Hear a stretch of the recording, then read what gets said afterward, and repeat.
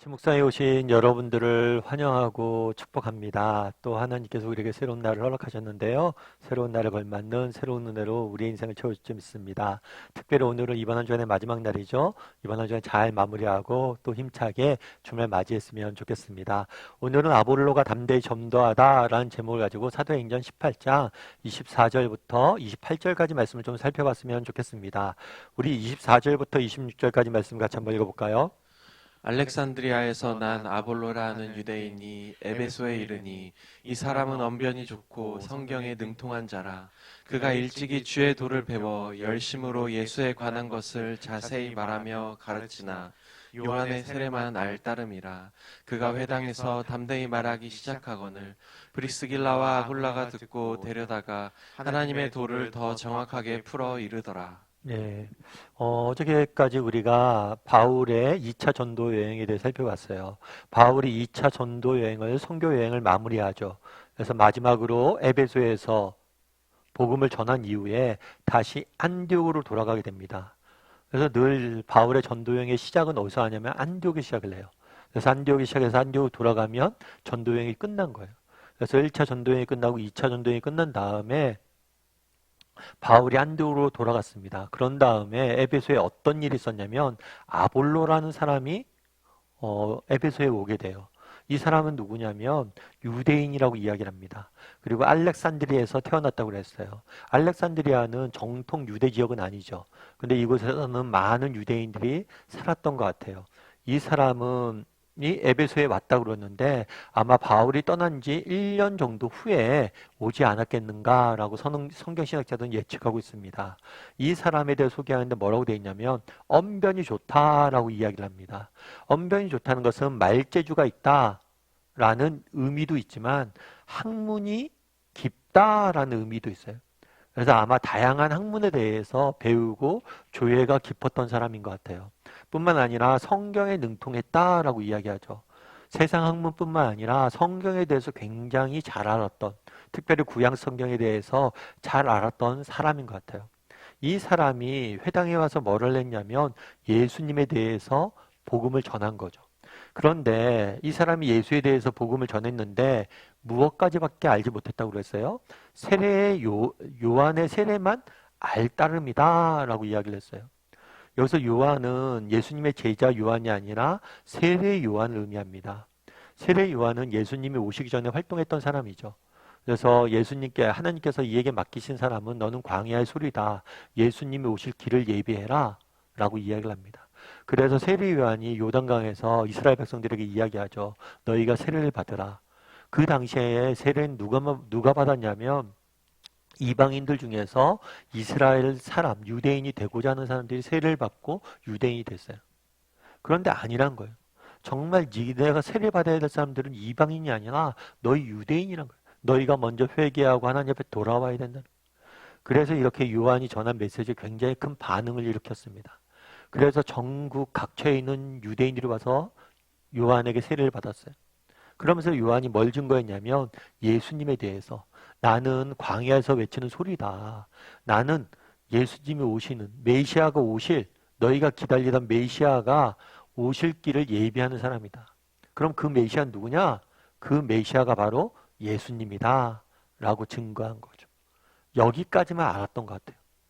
이후에 예수님의 자세한 행적에 대해서 예수님 행하셨던 사역이나 예수님이 십자가에서 죽으시고 부활하신 것 이것에 대해서 자세히 몰랐던 것 같아요. 그럼에도 불구하고 예수님에 대해서 담대히 이야기했죠. 그러자 그의 말한 것을 듣고 누가 했다고요? 브루스길라와 아굴라가 그를 데려다가 가르쳤다라고 이야기를 해요. 앞서 얘기했던 것처럼 바울이 에베소에서 복음을 전하고 다음에 안디옥으로 돌아갑니다. 그런데 고린도에서 에베소까지는 브리스길라와 아굴라를 데려와요. 근데 여기서 두고 안디옥으로 돌아갔던 것 같아요. 그 이유는 자세히 알 수 없어요. 하지만 브리스길라와 아굴라는 이곳에 있으면서 여전히 바울이 했던 사역들을 계속했던 것 같아요. 뭘 해요? 사람들에게 하나님의 말씀을 가르치는 일들을 했던 것 같아요. 그랬을 때 아볼로가 뭘 했다고 그랬어요? 이 말을 들었다라고 이야기를 했어요. 그래서 저는 오늘 본문을 보면서 참 와닿았던 게 아볼로예요. 아볼로. 아볼로가 앞서 얘기했던 것처럼 언변이 좋고 성경에 능통한 자라고 이야기를 해요. 얼마나 많은 사람이 칭찬했겠어요. 야, 저 사람 정말 성경에 대해 잘한다. 그런데 브리스길라와 아굴라는 누구예요? 재료된 뭐 학문적으로, 그러니까 정확한 율법 교육을 받거나 어떤 정통, 뭐 랍비도 아니에요. 그런데 평신도 그냥 사역자예요. 그런데 이 사람에게 가서 하나님의 말씀을 듣고 배우는 모습들을 보면서 참 제 마음에 울림이 있더라고요. 참 겸손한 사람이다라는 생각이 들었어요. 여러분, 우리는 어때요? 정말 그날에 아볼로가 그랬던 것처럼 이렇게 겸손하게 늘 하나님의 말씀을 배우려는 사람입니까? 참 세상에서 제일 무서운 사람이 책강권 읽은 사람이라고 제가 종종 말씀드리죠. 책강권 읽고 이것이 전부인 것처럼 고개 빳빳이 세우고 그렇게 사는 사람이 아니었어요. 아볼로는 많은 것들 배우고 성경에 대해서 깊이 배웠지만 늘 뭐예요? 성경에 대해서 더 배우고 알려고 하는 사람이었던 것 같아요. 그래서 예전에 어떤 구약 신학자의 제가 책을 읽는데 이 책의 서문에 그렇게 써 있더라고요. 자기가 평생을 구약에 대해서 연구를 했대요. 성경에 대해서 연구를 했대요. 그런데 내가 이제서야 구약, 이 사람이 뭐에 대해 썼냐면 구약 성경에 나오는 자비에 대한 책을 쓴 거예요. 근데 내가 구약에 나오는 자비라는 단어에, 자비라는 거대한 산에 이제 입구에 도달했습니다. 평생을 자기가 자비에 대해서 연구했는데 산 정상이 아니라 산 입구에 이제야 도착했다, 이렇게 써놨더라고요. 참 여러 면에서 감동이 됐어요. 특별히 우리가 하나님에 대해서 배우잖아요. 정말 무한하신 하나님을 인간이 이해할 수 있을까요? 이해할 수 없어요. 온전히 다 이해한다는 건 불가능해요. 어쩌면 우리는 평생을 배우던 거예요. 정말 산 입구에 겨우 도착할지도 몰라요. 그런 의미에서 우리가 늘 배워야 돼요. 내가 하나님에 대해서 이미 안다. 내가 성경에 대해서 이미 안다. 이런 것 자체가 굉장히 큰 교만일 수 있다. 아볼로는 몰랐어요. 그가 언변이 좋고 태어나면서 유대인이었고 성경에 대해서 어렸을 때 배웠지만 여전히 더 배우고 알아가려는 자세를 갖추고 있었다는 거예요. 우리도 그랬으면 좋겠어요. 정말 우리가 하나님에 대해서 안다. 내가 성경에 대해서 안다. 사도행전에 대해서 안다. 라고 이야기하지 않고 늘 새롭게 오늘 또 이 말씀을 우리에게 주는 게 어떤 의미가 있을까? 이 말씀을 통해서 하나님께 내게 주신 것들은 무슨 의미가 있을까? 이렇게 배우려고 노력하는 사람이 되면 좋겠다라는 생각이 있습니다. 그런 다음에 어떤 일이 있었는지 우리 한번 살펴볼까요? 아볼로가 아가야로 건너가고자 하므로 형제들이 그를 격려하며 제자들에게 편지를 써 영접하라 하였더니 그가 감에 은혜로 말미암아 믿은 자들에게 많은 유익을 주니 이는 성경으로서 예수는 그리스도라고 증언하여 공중 앞에서 힘있게 유대인의 말을 이기미러라. 네, 아볼로가 지금 에베소에서 전도했어요. 그런데 여기서 멈추지 않고 어디로 가려고 그랬어요? 아가야로 가려고 그랬어요. 브리스길라와 아굴라가 가르쳐준 것을 깨닫고 정말 그 마음에 뭐예요? 열정이 넘친 거죠. 그래서 진리는 결국에 우리 안에 뭘 심을 수밖에 없어요. 이 진리를 전하고자 하는 열정을 우리 안에 가져오게 돼 있어요. 정말 우리 안에 이런 진리에 대한 열정들, 전하고자 하는 열정들이 없다면 우리는 진리에 대해서 못 깨달은 거죠. 사실 그렇잖아요. 우리가 맛있는 음식점에 가서 정말 맛있는 음식 하나 먹어도 주변에 소개하고 그러잖아요. 요즘 SNS가 얼마나 발달돼 있어요. 내가 어떤 특별한 경험을 하면 그것들을 경험하면서 이것들 한번 해봐라 여러분 이렇게 자랑하잖아요. 근데 정말 우리가 참된 진리를 깨달았다면 입을 열어 말할 수밖에 없는 거예요.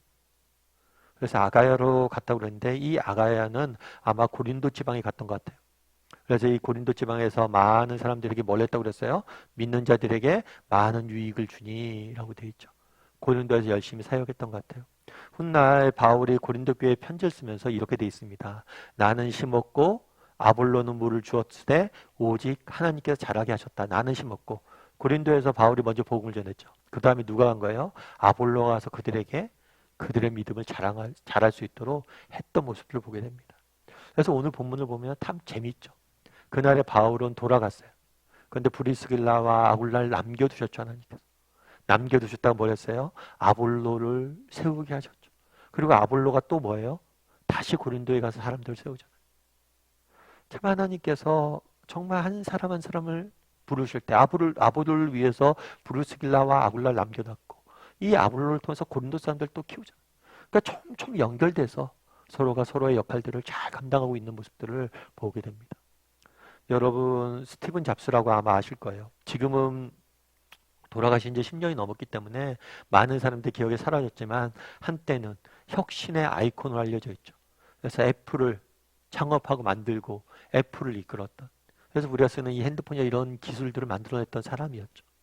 근데 스티븐 잡스가 스탠포드 대학교에서 졸업식 때 이 연설을 했을 때 그런 연설을 했어요. 주제가 뭐였냐면 다른 사람의 삶을 살면서 인생을 낭비하지 마십시오.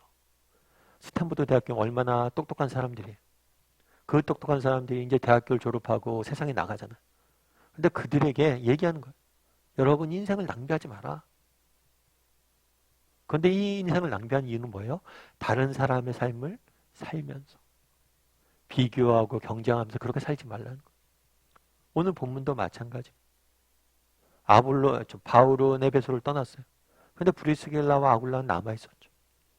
그래서 그들이 아볼로를 만나고 그를 세웁니다. 그리고 아볼로가 다시 고린도에 가서 그들을 세웁니다. 그래서 각자에게는 다 맡겨진 역할들이 있다는 거예요. 브리스길라와 아굴라가 에베소에 남았을 때 왜 바울은 우리를 데려가지 않았을까? 왜 여기 우리에게 남겨져 있을까? 라고 이런 의문을 품지 않아요. 그곳에서 하나님이 보내신 소명을 있음을 믿고 한 사람 한 사람을 세우는 것들을 보게 되는 거예요. 그런 것들이 쌓여서 하나님 나라가 되는 거예요. 우리도 마찬가지라는 거예요. 정말 우리 삶도 정말 우리 삶에 뭐가 있는 거예요? 우리의 삶을 하나님께서 우리를 다 다른 모양으로 지었잖아요. 다른 모습을 지었잖아요. 내가 정말 채워야 될 그림이 있는 거예요. 내가 담당해야 될 역할들이 있는 거예요. 그래서 하나님 나라는 거대한 퍼즐이 맞춰져 있는 그런 그림과 같아요. 그래서 이런 작은 퍼즐들이 모여서 하나님 나라를 이루어가는 거죠. 그래서 하나님께서 우리 삶 가운데 정말 특별한 역할들, 특별한 모습들을 가지고 우리에게 해야 될 일들이 있어서 이 땅에 보내셨다. 그리고 우리가 서 있는 이 자리에서 충성되이 살기를 원하는 그날의 브리스길라와 아굴라, 에베소에서 남았던 브리스길라와 아굴라처럼, 그리고 다시 고린도를 향하는 아볼로처럼 세상이 주목하지 않아도 정말 우리가 담당해야 될 역할들, 내가 서 있는 자리에서 정말 최선의 삶을 사는 것, 그것이 하나님께서 우리에게 바라시는 거라고. 그래서 우리도 정말 그날의 브리스길라와 아굴라처럼 아볼로처럼 우리 각자가 서 있는 자리에서 정말 하나님께서 우리 각자를 정말 특별한 존재로 우리가 감당해야 될 역할들이 있기에 우리를 이 땅에 보내셨음을 믿고 각자의 서 있는 자리에서 자신에게 맡겨진 하나님의 일들을 충실히 감당할 줄 아는 저와 여러분이 되었으면 좋겠습니다. 정말 비교로 우리 인생을 낭비하지 않았으면 좋겠어요.